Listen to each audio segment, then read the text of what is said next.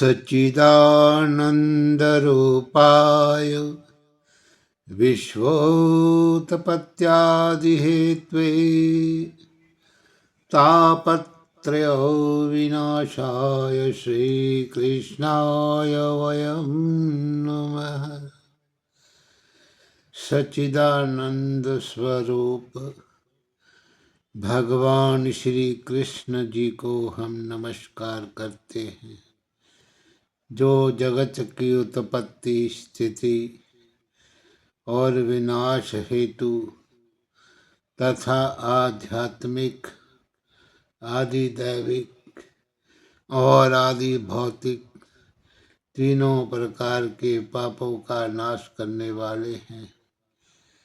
सो ऐसे भगवान विष्णु जी सगुण शरीर मथुरा नगरी में जन्म लेकर के दुष्ट राक्षसों राजाओं को मार करके इस पृथ्वी को पापियों के पाप से मुक्त कर देते हैं और फिर अपने दिव्य दर्शन से सभी भक्तों को कृतार्थ करते हैं और वे भक्तजन अपनी आयु भोग करके जब इस संसार से जाते हैं तब वे भगवान श्री विष्णु जी के वैकुंठ लोक को जाकर के प्राप्त करते हैं। सो हे बंधुओं, आप सबको मेरा नमस्कार है और आपसे गुजारिश है कि अगर ये कथा आपको पसंद आवे तो हमारे चैनल को आप सब्सक्राइब करें और इस वीडियो को लाइक और शेयर भी करें। तो अब मैं आपको श्रीमद् भागवत महापुराण के 12वें स्कंद के 7वें अध्याय की कथा जो है सुनाता हूँ। सो आप ध्यान से इस कथा को पूर्ण रूप से सुना करें। तो इस 7वें अध्याय में सूत जी का शौनक आदि ऋषिवरों से अच्छे बुरे कर्मों का फल कहना, इसके बारे में बताया है। तो सूत जी ने शौनक आदि ऋषिवरों से कहा कि इंद्र आदि देवताओं को परमेश्वर की ये आज्ञा है कि जो मनुष्य जैसा पुण्य यज्ञ व तप आदि करे उसको वैसा स्वर्ग देना चाहिए और पाप करने वालों को धर्मराज उनके कर्मों के मुताबिक नरक में भेज देवे। जो लोग केवल परमेश्वर का भजन व सिमरन करते हैं उनको इंद्रपुरी से ऊपर ब्रह्मलोक में जगह मिलती है। नारायण जी की निर्गुण पूजा वे भजन करने वाले वैकुंठ में जाकर के महाप्रलय तक वहाँ का सुख भोगते हैं। राजा परीक्षित भी भागवत पुराण सुनने से श्याम सुंदर के प्रेम में लीन होके वैकुंठ को चला गया। जितना यज्ञ तप भजन स्मरण संसारी लोग करते हैं उसमें एक किसी का अर्थ के चाहने और दूसरा किसी इच्छा के बिना होता है। हमने दोनों तरह का हाल इस भागवत में तुम लोगों को सुना दिया है। 18 पुराणों में श्रीमद् भागवत उत्तम पुराण है। ये बात सुनकर शौनक आदि ऋषिवरों ने 18 पुराणों के नाम पूछे। तब सूत जी ने कहा कि पहला पुराण ब्रह्म पुराण, पद्म पुराण, विष्णु पुराण, शिव पुराण, लिंग पुराण, गरुड़ पुराण, नारद पुराण, अग्नि पुराण, स्कंद पुराण, भविष्य पुराण, ब्रह्मवैवर्त पुराण, मार्कंडेय पुराण, मत्स्य पुराण, कूर्म पुराण, वराह पुराण, नरसिंह पुराण, ब्रह्मांड पुराण और भागवत पुराण है। इन सब पुराणों में परमेश्वर का गुण और चरित्र वर्णन किया है। किसी पुराण में सात्विकी, किसी में राजसी और किसी में तामसी धर्म लिखा है। श्रीमद् भागवत में केवल सात्विकी धर्म और भगवद गुण श्री वेद व्यास जी ने वर्णन किए हैं, सो हमने तुमको सुनाया। अब आप और क्या सुनना चाहते हो? तो सूत जी का मार्कंडेय ऋषिवर की उत्पत्ति का कहना, तो शौनक आदि ऋषिवरों ने इतनी कथा सुन के पूछा कि हे सूत जी, आपने परमेश्वर का गुण और चरित्र हम लोगों को सुना करके बहुत ही कृतार्थ किया है। तुम चिरंजीव रहो। हम लोग अब ये सुनना चाहते हैं कि हमारे कुल में मार्कंडेय ऋषिवर ने परमेश्वर की माया किस तरह देख करके वैकुंठनाथ जी का दर्शन पाया, और व्यास जी ने सब वेदों को किस तरह अलग अलग वर्णन किया। सूत पौराणिक ने कहा कि जब ब्रह्मा ने देखा कि कलयुग के मनुष्य थोड़ी आयु होने से सब वेद ना पढ़ सकेंगे, तब ब्रह्मा के विनय करने से नारायण जी ने वेद व्यास जी का अवतार धारण करके वेदों का सार निकाल लिया और उनका नाम अलग अलग रख करके वे सब अपने चेलों को पढ़ाया। जो पुराण वेदों में से निकला था उसका नाम मार्कंडेय पुराण रखा। ये सुनकर ऋषिवरों ने पूछा कि पहले ये बताइए कि मार्कंडेय ने इतनी बड़ी आयु किस तरह पाई थी। तो सूत जी ने कहा, मृकंडु नाम का एक ऋषिवर था, उनके कोई पुत्र नहीं था। जब ऋषिवर ने संतान उत्पन्न होने के कारण देवताओं के नाम पर बहुत तप वे होम किया, तब देवताओं ने दर्शन देके कहा कि हे ऋषिवर, तुम्हारे भाग्य में बेटा नहीं लिखा है, पर तप वे होम करने के प्रताप से तुम्हारे एक पुत्र पैदा होके 12 साल की अवस्था में मर जाएगा। ये सुन के ऋषिवर ने विनय किया कि मैं संतान होने की इच्छा रखता हूँ, 12 वर्ष का होकर मर जाएगा तो मैं संतोष कर लूँगा। जब देवताओं के आशीर्वाद से मृकंडु के पुत्र उत्पन्न हुआ, तब ऋषिवर ने उसका नाम मार्कंडेय रखा। जब वे बालक 12 वर्ष का हुआ, तब उसके माता पिता रोने लगे, तो मृकंडु ने उनको रोते हुए देखकर पूछा कि हे माता पिता जी, आप लोग क्यों इतना विलाप करते हो? उन्होंने कहा कि हे बेटा, अब तुम्हारे मरने का दिन निकट आ पहुंचा है, यही समझकर हम लोग रो देते हैं। ये सुनकर मार्कंडेय बोले कि संसार में कोई ऐसा उपाय भी है जिसके करने से हम जीते रहें। तो उसके माता पिता ने कहा कि हे बेटा, नारायण जी की दया से मनुष्य के सब मनोरथ पूर्ण होते हैं। ये वचन सुनते ही मार्कंडे जंगल में जाकर के परमेश्वर का तप और ध्यान करने लगा।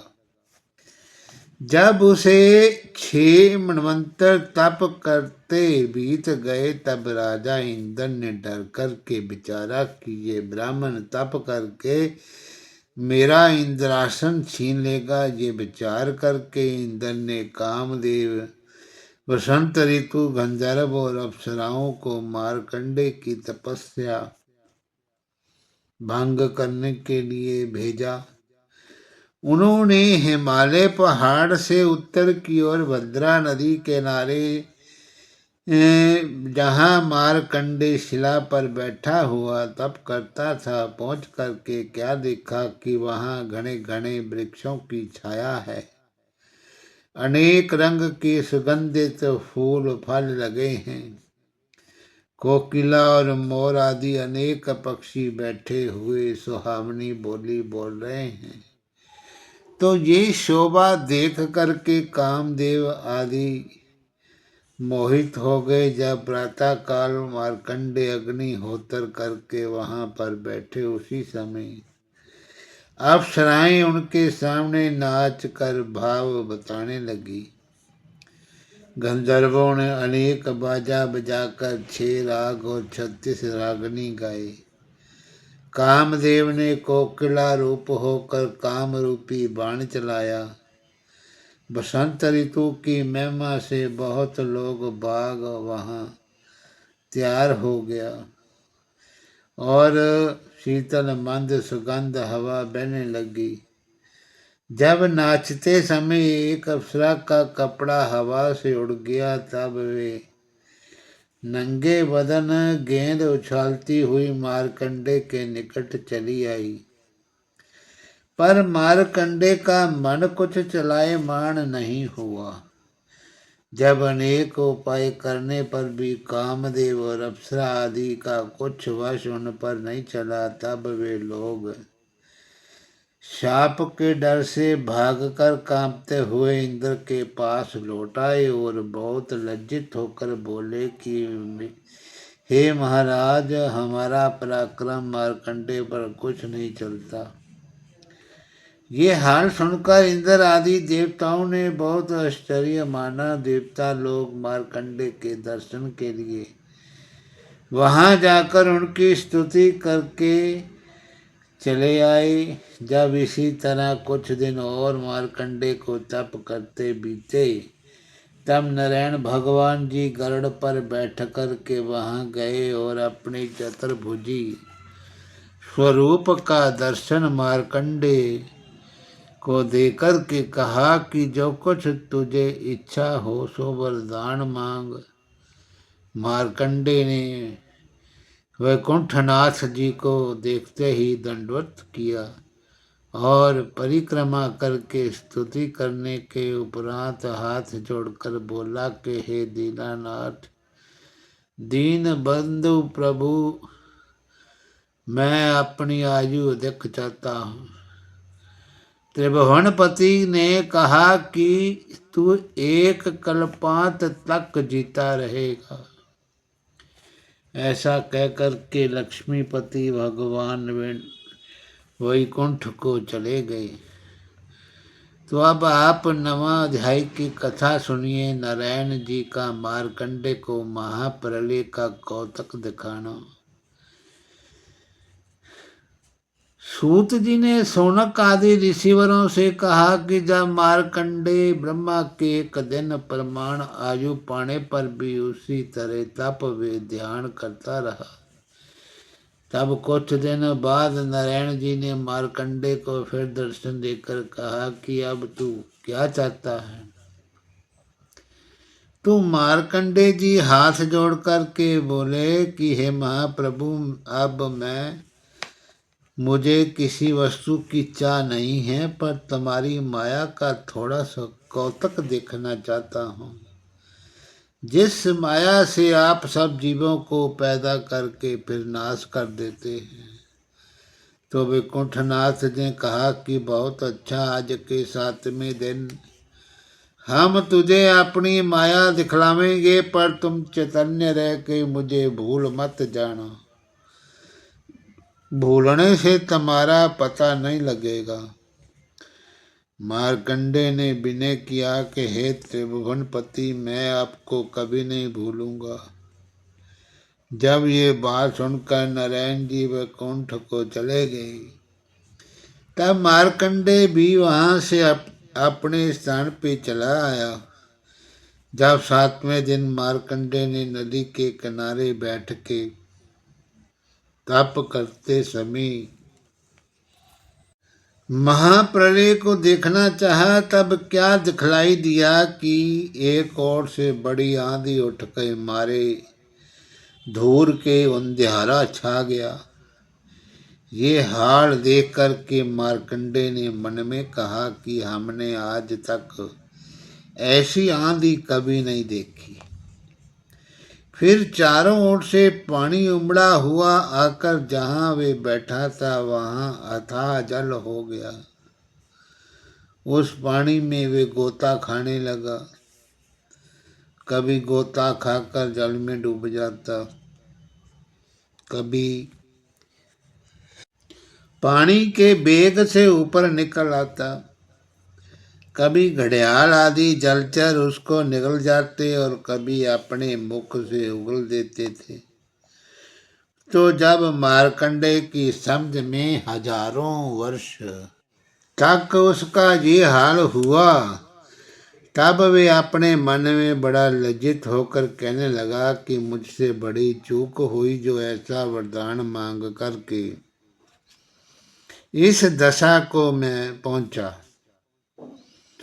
अब परमेश्वर से ये चाहता हूँ कि नारायण जी दया करके मुझको इस पानी से जीता बाहर निकालें। मार्कंडे को भगवान का ध्यान करते ही जब माया रूपी जल में एक टापू व बरगद का वृक्ष दिखलाई दिया, तब उसने प्रसन्न होकर मन में कहा कि हे परमेश्वर, मुझे किसी तरह इस टापू तक पहुंचा दें तो बरगद की डाली पकड़कर अपने प्राण बचा लूं। जब मार्कंडे भगवान की दया से उस वृक्ष के पास पहुंच गया, उसने क्या देखा कि बरगद का एक पत्ता दोने के समान बना है। उसमें 12-13 दिन की अवस्था का एक बालक श्याम रंग चंद्र मुख कमल नैन अति सुंदर सोता हुआ अपने पैर का अंगूठा हाथ में पकड़े मुंह में डाली चूसता है। तो जब मार्कंडे निकट जाकर उस बालक की छवि देखने लगे, तब बाल रूपी भगवान ने अपना सांस खींचा तो मार्कंडे मच्छर की तरह उनके नाक में घुस गया और वहां पृथ्वी, आकाश, सूरज, चंद्र, 7 द्वीप, 9 खंड, 10 दिशाएं, 8 लोकपाल, तालाब, वृक्ष, नगर, ग्राम, समुद्र, पहाड़, चांदी व सोने की खान, ऋषिवरों व मुनीश्वरों के स्थान और अपना स्थान आदि सब संसारी वस्तुओं को उस स्वरूप में देख करके बड़ा हैरान हुआ। जब श्वास छोड़ते समय नाक के बाहर से निकल आया, तब उसने फिर उस बालक को उसी तरह देखकर चाहा कि उसे गोद में उठा करके प्यार करे। तो ऐसा विचार करके मार्कंडे जी ने जैसे उस बालक को उठाना चाहा, वैसे ही बालक रूप भगवान माया रूप पानी वे वृक्ष समेत अंतर ध्यान हो गए। तो मार्कंडे अपनी समझ में करोड़ों वर्ष तक माया का कौतक देख गई। जब चैतन्य हो गया, तब उसने अपने को ज्यों का त्यों नदी के किनारे बैठा पाया और बेचारा तो 2 घड़ी से अधिक विलंब नहीं हुआ था। तो सूत जी ने शौनक आदि ऋषिवरों से कहा कि मार्कंडे ने माया रूपी महाप्रलय का कौतुक देख करके ध्यान में नारायण जी से विनय किया कि हे त्रिभुवनपति, मुझसे बड़ा अपराध हुआ जो आपको आपकी माया देखने का वरदान मांगा। जब तुम्हारी माया को ब्रह्मा आदि देवता नहीं जानते तो बड़े बड़े ऋषिवर मुनि ज्ञानी उस माया में फंसे रहते, वहाँ मेरा क्या समर्थ्य है जो तुम्हारी माया का भेद जान सकूं। जिस तरह मच्छर पहाड़ उठाने की इच्छा रख के वे काम नहीं कर सकता, उसी तरह मैं ये वरदान मांग के लज्जित हुआ। मुझे अपने शरणागत जान कर के मेरा अपराध क्षमा कीजिए। तो मार्कंडे जी ऐसा कह के परमेश्वर के ध्यान में लीन हो गए। इतनी कथा सुनाकर सूत जी बोले, हे ऋषि, और परमेश्वर की महिमा जानने के लिए सब छोटे बड़े अपने समर्थ भर परिश्रम करते हैं, पर उनके भेद पाना बहुत मुश्किल है। जिसने भेद जानने के लिए गोता मारा उसका आज तक कोई पता ही नहीं लगा। अब हम मार्कंडे ऋषिवर का एक हाल और कहते हैं, सुनो। एक दिन महादेव पार्वती बैल पर चढ़े बहुत से गणों को अपने साथ लिए हुए चले जाते थे। तो रास्ते में पार्वती ने मार्कंडे को इस तरह परमेश्वर के ध्यान में लीन देखा जिस तरह समुद्र का पानी गंभीर रहता है और हवा के बिना नहीं हिलता।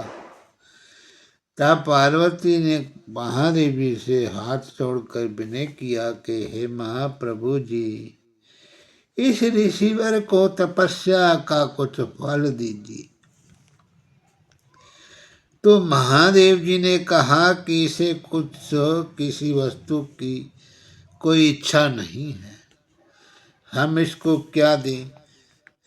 हरिचरणों की भक्ति और ध्यान के सिवा ये मुझको कुछ नहीं समझता, पर तेरे कहने से हम चल करके इसके साथ दो बातें करते हैं। साधु महात्मा की संगति करने में बड़ा गुण होता है। जब महादेव जी पार्वती समेत मार्कंडे जी के पास गए तब उनको परमेश्वर के ध्यान में ऐसा लीन देखा कि उनके जाने का हाल उसे कुछ मालूम नहीं हुआ।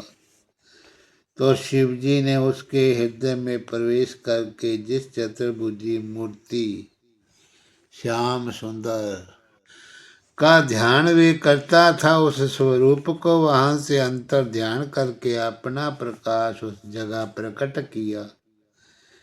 तो जब मार्कंडे को अपने हृदय में चतुर्भुजी रूप दिखाई न दे के एक सफेद वर्ण पुरुष 10 भुजा 3 आंख वाला शेर की खाल मुंड माल पहने त्रिशूल में डमरू लिए ध्यान में देख पड़ा, तब उसने घबराकर आंख खोल दी।